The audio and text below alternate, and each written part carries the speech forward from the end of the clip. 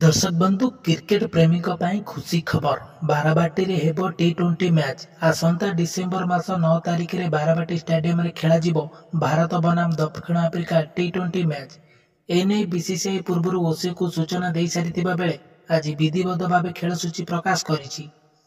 आसंता नवेम्बर मासरू दक्षिण Africa team Bharat को आसिबाकु थिबा बेले एही टूर रे उभय टीम मध्य दुईटी टेस्ट 3टी दिनिकिया और 5टी टी20 मैच विशिष्ट एक सीरीज आयोजन हेबो। एबे एही टी20 सीरीज मध्यरु प्रथम मैच टी बाराबाटी स्टेडियम रे खेला जिवो। बाराबाटी को आयु एक अंतर्जातीय मैच आयोजन करबा पई ओसीए पक्षरु बीसीसीआई को निवेदन करा जायतिला। तेबे भारत साउथ आफ्रिका सहित टेस्ट एवं दिनिकिया खेलिबा परे टी20 मैच खेलिबो। 5टी टी20 मैच खेलिबो भारत। बीसीसीआई आज साउथ आफ्रिका एवं वेस्टइंडीज विपक्ष मैच रे भेन्यू परिवर्तन करिछि।